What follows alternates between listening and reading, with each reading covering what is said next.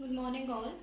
So, in the last day of this vacation, what we have started our unit first, that is solid state, right? So, in solid state, I have given you a brief introduction that what we have to study in this unit, and then I have also made you understand about the difference between the amorphous solid and the crystalline solid, right? There I have told you a property of the isotropic and anisotropic in nature. Okay, so let me explain you that property again, that what is isotropy and anisotropy. So where I have told you that crystalline solids are those solids which are anisotropic in nature. Now what is anisotropy? So anisotropy means that the molecules or the atoms have different properties in the different direction. Now how we say that they have different properties in different direction? So if we are talking about solids, so in crystalline solids what we have talked about that they have a regular arrangement of the particles, right? Suppose if I am talking about a x-axis, suppose if I am talking about x-axis, y-axis and z-axis. So in crystalline solid, those are the solid which are long range order. Now long range means that they have a regular pattern, a same pattern in a continuous order. So in x-axis the atoms are arranged in a manner, in y-axis same, and in z-axis also same. So if we talk about the anisotropic nature, so अगर हम x-axis की तरफ जाएंगे, so what we notice that due to the same arrangement of atoms in the x-axis they have same properties, right? But as we move towards the y-axis they have a different arrangement. They are arranged in a particular manner. Suppose if I am talking about this marker, so इस marker में अगर हम देखेंगे, this have a different property in this x direction, right? This have a different property in the y direction, and this exhibit a different property in the z direction, which is perpendicular, three axes which are perpendicular to each other. So अगर हम तीनों axes की बात करते हैं, तीनों axes mutually perpendicular है, but they have different arrangement of atom in their axes, which means that x axis में same arrangement है, y axis have same arrangement, and z axis have same arrangement, but they differ in arrangement with respect to each other. That means x with respect to y with respect to z, right? So अगर मैं x axis की तरफ बढ़ती हूँ, that means the property will be same in the x axis but differ in the y axis and z axis. यानी कि अगर हम different directions में जाते हैं, that means the properties will be different, right? So anisotropy means that if we move to different directions the properties will be different. That is in crystalline solid कि अगर हम x axis में जाते हैं properties are different, if we move to y axis properties are different, if we move to z axis then the properties are different. But suppose if we move towards the amorphous solid, so there I have told you that amorphous solids are those solids which are isotropic in nature. Now what does isotropy means? So isotropy means that they have same properties in all the direction. Now what do you understand by this same property? So same property mean that as I have told you that the amorphous solids are the short range solids. Now what does short range means? As they have irregular arrangement, which means कि वो x axis में भी irregularly arranged हैं, in y axis they are also irregularly arranged, and in z axis they are also irregularly arranged. So अगर वो हर direction में ही irregular pattern में arrange हैं, तो हम किसी भी direction में जाएंगे, so we will find the same physical property which we find in x axis, y axis and z axis. क्यों? क्योंकि वहाँ पे हर जगह पे क्या है, we have irregular arrangement. So that's why these are isotropic. So I think now you understand that what is isotropy and what is anisotropy. Anisotropy means different physical properties in different direction, that means x, y, z. And amorphous have isotropic nature, and isotropy means same physical properties in the different direction as they have a irregular pattern. Okay, so now this flow chart I have already made you write that you have to make this flowchart where I have divided solid into two categories on the basis of the arrangement of the constituent particles, that is amorphous and crystalline, where amorphous is the irregular arrangement of the particle, that is short range order, and crystalline is the regular pattern, right? Now in crystalline solid, according to the forces which attract each other, I have already told you that these are classified into four types, that is molecular solids, ionic solids, covalent solids, and metallic solids, right? Now molecular solids are again classified into three types, that is non-polar molecular solid, polar molecular solid, and this hydrogen bonded molecular solid, right? So in today's lecture we will study about these four, that means the classification of crystalline solids. Okay, so in classification of crystalline solid, let us start from our first, that is molecular solid. So what are molecular solids, and why we need to let us discuss that why we need to classify crystalline solid. So most of the solids found in our daily life are generally crystalline solids, right? For example, the metals like this copper, iron, and non-metals like iodine. So these are all iodine and this table salt NaCl, which we consume in our daily life, right? So that all are what? Crystalline solids. So as we are surrounded by crystalline solids, so what we have, what scientists have researched, that we need to classify these solids into different categories. Suppose if I am talking about a iron rod, and in another term, in another example, I am talking about a table salt, that is normal common salt. So there is a difference between those two solids, an iron rod and that a salt. Those two categories are different. So that's why what we did, that we classified those solid according to the constituent particles and based on the forces which are present in these type of particles. And जैसे कि हमारे पास solids में भी क्या होता है, different different forces present होती है. So that's why हमने क्या किया, इनको अलग अलग उसमें classify किया. Now first coming on to molecular solids. So what are molecular solids? So those solids which in which constituent particles of matter are the molecules. As the molecular solid suggests, that these solid constitute of the particles containing molecules, right? Now in this solid, these are again divided into further three categories, that is non-polar molecular solid, polar molecular solid, and hydrogen bonded molecular solid, right? So coming on to first, that is non-polar molecular solid. So what is non-polar molecular solid? So in this, the solid in which the molecules are made up of the same kind of atom, so that are non-polar molecular solid. Now what is the main thing which we have to study in this, that what type of forces exist between these type of solids. So in non-polar molecular solids, as the name suggests, non-polar, that means in these solids there is no pole. Poles means the positive and the negative pole. So the forces which exist between these type of solid are the London forces, or we can say the dispersion forces, that are the weakest forces of the nature, right? So in class 11th states of matter, you have studied about the types of forces, that is London forces, dispersion forces, or dipole-dipole interaction, dipole-induced dipole, hydrogen bonding. So these forces, I think you are familiar with these type of forces, right?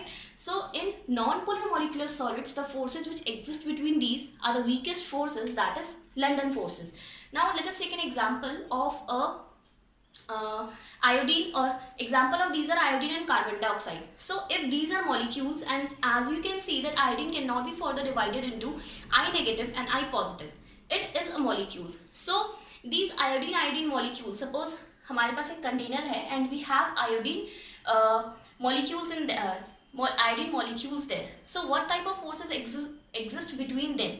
So there exist the London forces. That means जो molecules आपस में एक दूसरे से interacted हैं, they are interacted with the weakest forces. The weakest forces in nature, that is London forces, right? And as these solids are soft solid because they have weak forces and they do not conduct electricity. And as they are soft, they have low melting point also, right? Now coming on to next, that is polar molecular solid. Now polar molecular solid, polar means that they have poles between them. So if they have poles between them, suppose take an example of HCl. This is the molecule of HCl. Now as we know that HCl is a covalent compound. Now how we know that HCl is a covalent compound? As the bond between them which is formed is between the non-metal and the non-metal. Hydrogen is also non-metal and chlorine is also non-metal. So bond formed between the hydrogen and chlorine, that is non-metal and non-metal, is a covalent type, that means due to shearing. So this is a covalent bond, and we have studied that covalent bonds में क्या होता है, there are no we can say positive charges and negative charges. But what happens that due to the electronegativity difference between the hydrogen and chlorine, what will happen that chlorine is more electronegative and it will start to attract electron towards itself, and chlorine will acquire partially negative charge and hydrogen will acquire partially positive charge. So as you can see that here is a difference of charges, that is partially positive and partial negative. So this is the polar compound. Polar means जहाँ पे poles develop हो जाती हैं. Poles, that is positive pole and a negative pole. So what type of force will exist between them? So that is the dipole forces. Dipole means two poles and two poles. Now how I'm talking about two poles. Suppose I have a HCl molecule in a container. So this is HCl, this is HCl, this is HCl, right? So what will happen that they will dissociate, we can say acquire a charge that is partially positive and partially negative, that is this partially positive, partially negative, positive and negative, right? So this will acquire charges. Now due to what type of forces they are binded with each other. So as you can see that this negative can attract this positive particle. Now this is not making any bond, this is only an attraction which exists between them. So this negative is making attraction with this positive molecule, that means this HCl is attracting the another HCl molecule. Now same is with the different molecule, that this Cl negative will attract this positive wala particle, that means again HCl. So one HCl molecule is attracted towards the another and attracted towards the another. So these are the forces which we termed it as dipole forces, right? So polar molecules के बीच में dipole forces होती हैं. For example, we have HCl, sulfur dioxide, etc. There are many more examples. Now these are also insulators.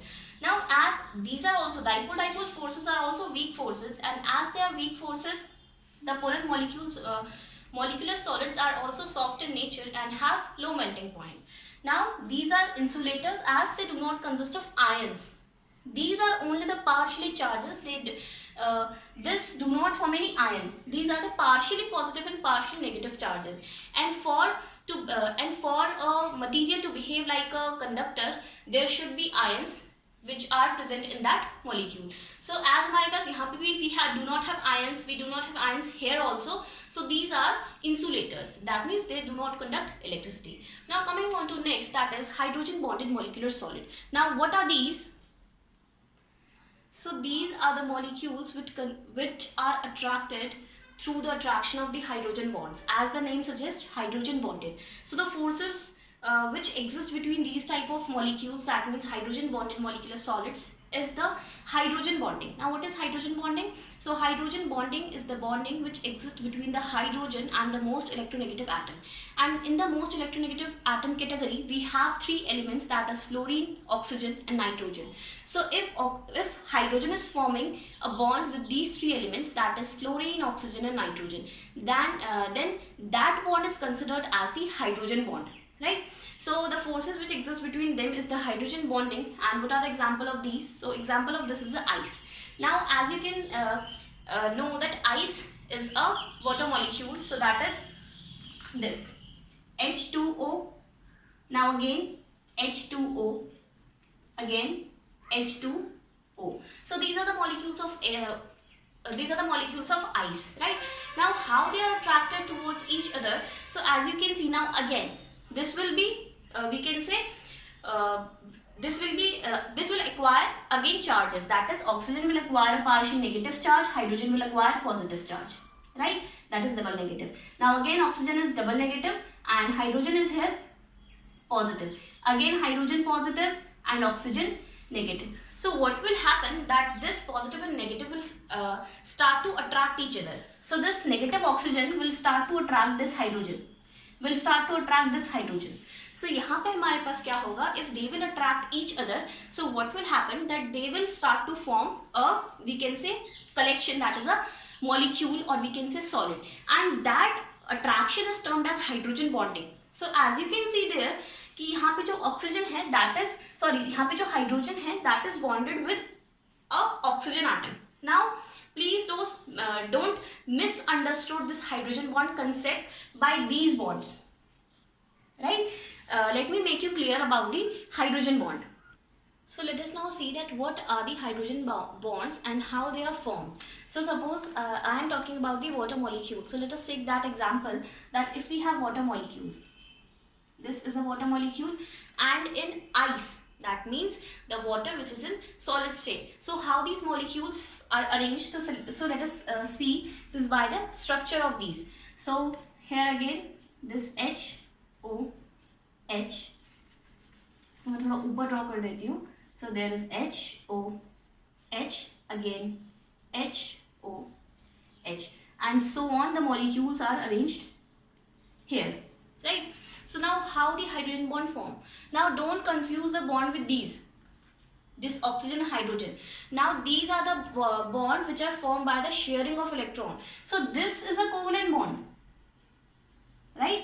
जो ये हमारे पास bond form हुआ है, that is covalent. ये these are covalent, this, all these are covalent bond, right? Now what is hydrogen bond if these are covalent bond?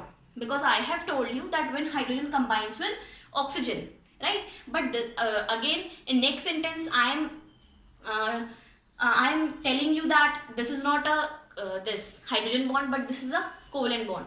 So what is hydrogen bond? So hydrogen bond is just a attraction between the molecules. Now oxygen and hydrogen here is not a molecule. Oxygen and hydrogen combine to make a molecule. Now this is a molecule, this is a molecule, this is a molecule, and this is a molecule. So the force of attraction between these molecules are the hydrogen bonds, right?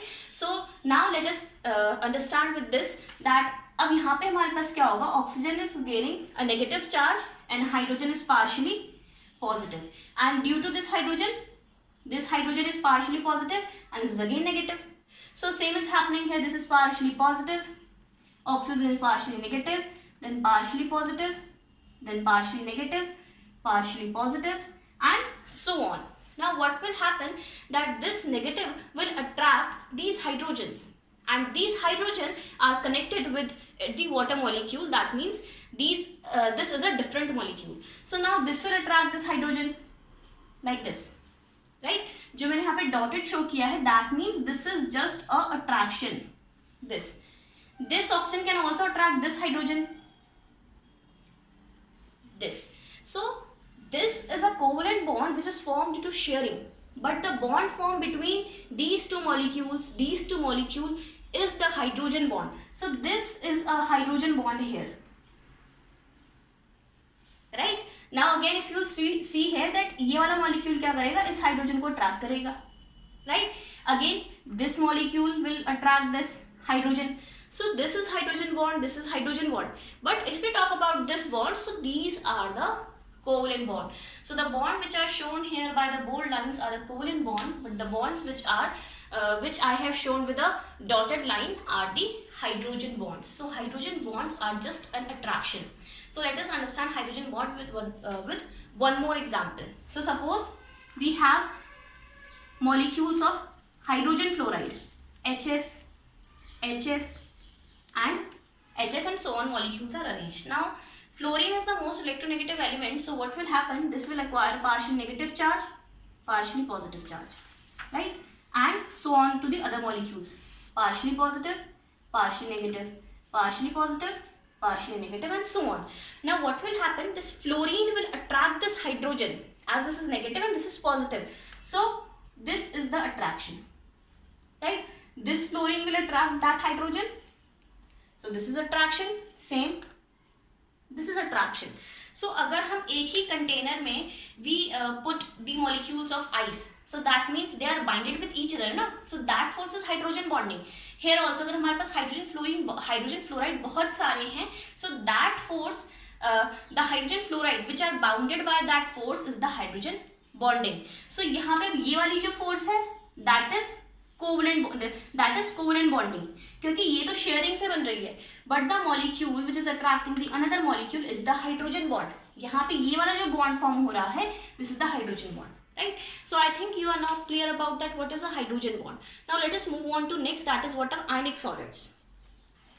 So in ionic solids, as the name that ionic, that means the ionic solid constitute of the ions. That means the solid in which the ions are the constituent particles are the ionic solids, right? Now ions means that positive part and negative part, that means cations and anions, and the force between that.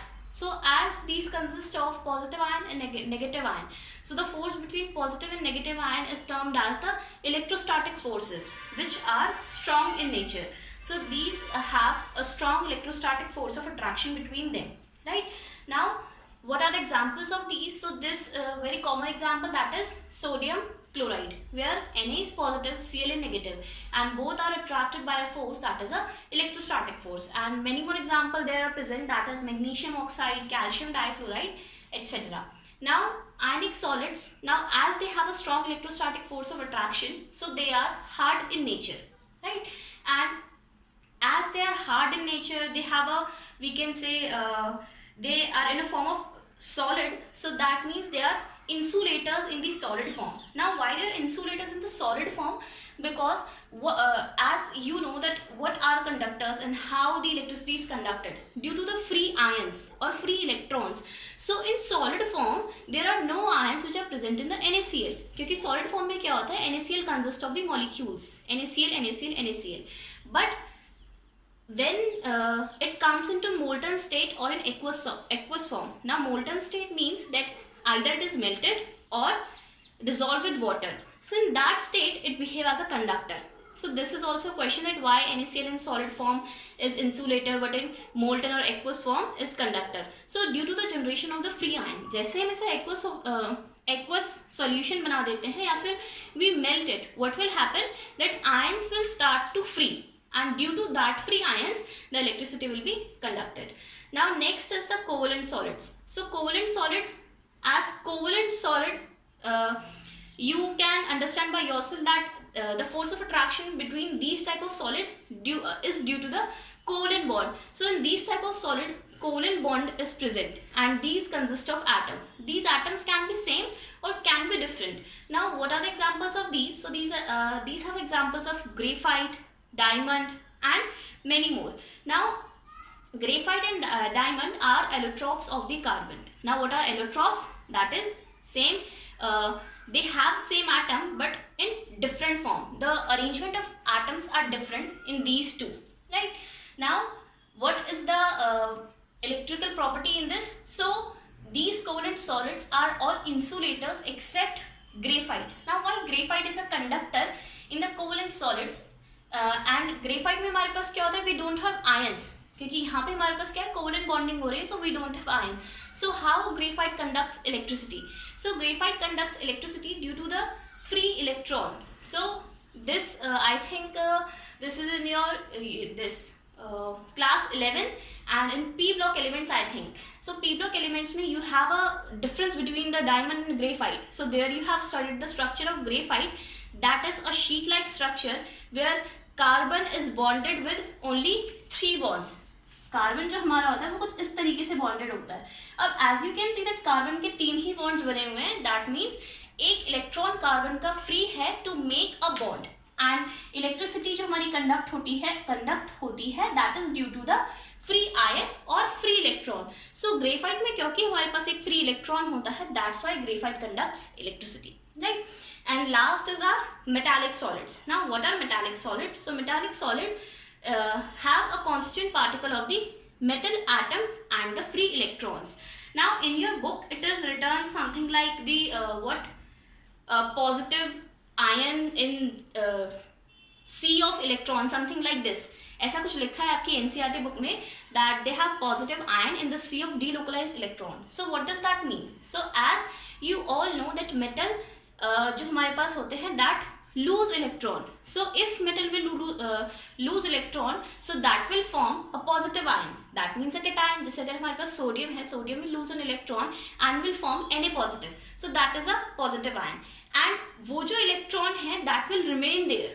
So क्या होगा, जैसे जैसे metal electron lose करते जाएंगे, electron will be delocalized in that we can say space and form a positive ion. So that is the meaning of positive ion in the sea of delocalized electron. So here I have written that या तो what are the constant particles? That metal atom and the free electrons, क्योंकि metal atom की वजह से ही क्या होगा, positive ions बनेंगे. Now what are the bonding present in this? So that is metallic bonding. So metals के बीच में कौन सी bonding होगी, metallic bonding होगी. Now what is example of this? So iron का rod सबने अपनी daily life में देख रखा है. So as you know that iron पे कोई positive negative charge नहीं होता. So how this rod, वो जो rod है वो solid कैसे बना? So जो हमारे पास iron के particles हैं like this, यहाँ पे electrons घूम रहे हैं, राइट. सो यहाँ पे जो हमारे पास आयरन के पार्टिकल्स अरेंज होते हैं, व्हाट विल हैपन दैट ये जो इलेक्ट्रॉन है ये इनका न्यूक्लियस है, सपोज इन आयरन एटम का ये न्यूक्लियस है. सो व्हाट विल हैपन, ये जो इलेक्ट्रॉन्स हैं ये हर न्यूक्लियस से जाके क्या होते हैं, अटैच हो जाते हैं. इसने इसको भी पकड़ रखा है, इसको भी अट्रैक्ट कर रखा है, फिर यहाँ के इलेक्ट्रॉन इसको अट्रैक्ट कर रखा है, इसको अट्रैक्ट कर रखा है. So this is the bonding, that is metallic bonding. So there are many example of the metallic solids, that is iron, copper, magnesium and many more. Now what are the electrical properties of this? So as we all know that to behave like a conductor, there is a property that is free ions and free electron. So as we know that metals consist of free electron, so they can lose free electron. That means जो metallic solids होते हैं that can behave as conductor in solid state also and in aqueous state also, क्योंकि solid state में भी क्या है, they have free electrons present in them, right? So these are the classification of the crystalline solids which we have discussed today, and in the tomorrow's class we'll discuss about the unit cell, right? Thank you.